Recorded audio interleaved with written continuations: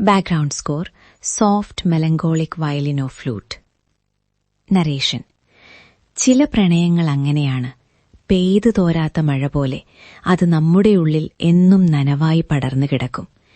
രാഹുലിന്റെയും മായയുടെയും കഥയും അങ്ങനെയൊന്നായിരുന്നു. അവർക്കിടയിൽ വാക്കുകളേക്കാൾ കൂടുതൽ സംസാരിച്ചിരുന്നത് മൗനമായിരുന്നു. ആ മൗനത്തിന് പ്രണയത്തിന്റെ ഗന്ധമുണ്ടായിരുന്നു.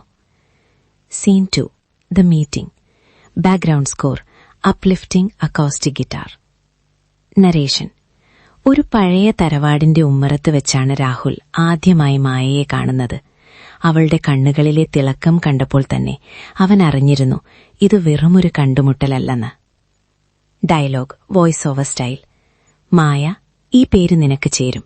കാരണം ഒരു മായയെപ്പോലെയാണ് നീ എന്റെ ജീവിതത്തിലേക്ക് വന്നത്. രാഹുൽ ചിരിച്ചുകൊണ്ട് പറയുമായിരുന്നു. അവൾ തിരികെ ഒന്നും പറയില്ല. ഒരു ചെറുപുഞ്ചിരിയോടെ അവന്റെ കൈകളിൽ വിരൽ കോർക്കും. ആ സ്പർശനത്തിൽ ഒരു ലോകം മുഴുവൻ അടങ്ങിയിട്ടുണ്ടായിരുന്നു. Scene 3, the conflict. Background score tense low piano notes. Narration.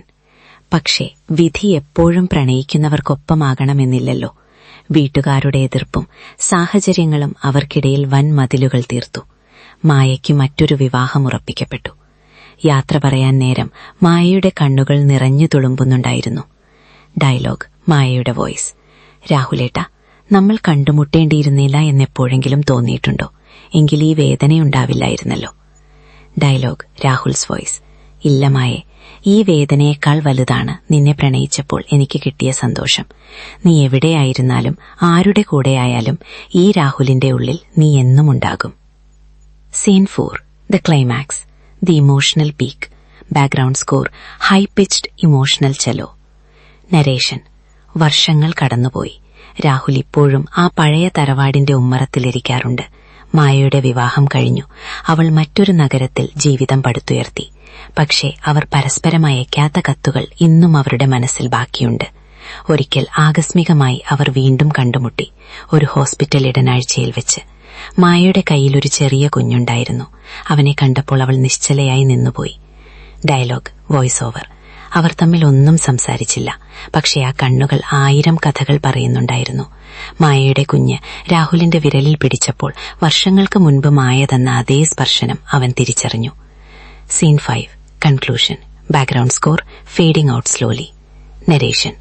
പ്രണയമെന്നാൽ എപ്പോഴും ഒന്നിച്ച് ജീവിക്കലല്ല.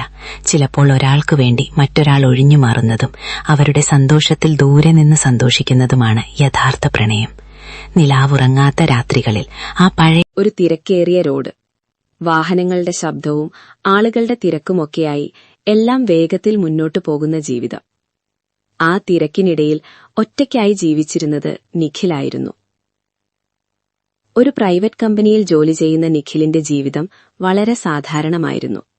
ജോലി, വീട്, വീണ്ടും ജോലി. പക്ഷേ അവന്റെ ഫോണിൽ ഒരു നമ്പർ ഉണ്ടായിരുന്നു.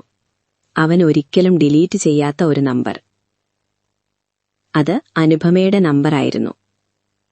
അനുപമ നിഖിലിന്റെ ജീവിതത്തിലെ ഏറ്റവും മനോഹരമായ ഓർമ്മ. അവരെ ആദ്യമായി കണ്ടത് കോളേജിൽ. ലൈബ്രറിയിൽ ഒരേ പുസ്തകം എടുക്കാൻ ശ്രമിച്ചപ്പോൾ അവരുടെ കൈകൾ തമ്മിൽ തട്ടിയിരുന്നു. അവിടെ നിന്നാണ് അവരുടെ കഥ തുടങ്ങിയത്. ദിവസങ്ങൾക്കകം അവർ നല്ല സുഹൃത്തുക്കളായി. പിന്നീട് ആ സൗഹൃദം പ്രണയമായി മാറി. കോളേജ് ക്യാന്റീനിൽ ചായ കുടിച്ചുകൊണ്ട് സംസാരിച്ച നിമിഷങ്ങൾ, വൈകുന്നേരങ്ങളിൽ കോളേജ് ഗ്രൗണ്ടിലൂടെ നടന്നത്, ചെറിയ കാര്യങ്ങൾ പോലും വലിയ സന്തോഷമാക്കിയ ദിവസങ്ങൾ, എല്ലാം വളരെ വേഗത്തിൽ കടന്നുപോയി. പക്ഷേ ജീവിതം എല്ലായ്പ്പോഴും കഥകളെ പോലെ സിമ്പിളല്ല. കോളേജ് കഴിഞ്ഞതിനു ശേഷം അനുപമയ്ക്ക് മറ്റൊരു നഗരത്തിലേക്ക് പോകേണ്ടി വന്നു. ആദ്യം അവർ ഫോൺ വഴി സംസാരിച്ചിരുന്നു. പക്ഷേ പതിയെ ആ വിളികൾ കുറയാൻ തുടങ്ങി. ഒരു ദിവസം പൂർണ്ണമായി നിർത്തി. നിഖിൽ പലവട്ടം വിളിച്ചു, പക്ഷേ മറുപടിയില്ല. അവൻ ഒടുവിൽ മനസ്സിലാക്കി, ചില പ്രണയങ്ങൾ മറുപടി കിട്ടാതെ അവസാനിക്കും. വർഷങ്ങൾ കടന്നുപോയി. നിഖിൽ തന്റെ ജീവിതത്തിൽ മുന്നോട്ടുപോയി. പക്ഷെ അവളുടെ ഓർമ്മ ഒരിക്കലും പോയില്ല.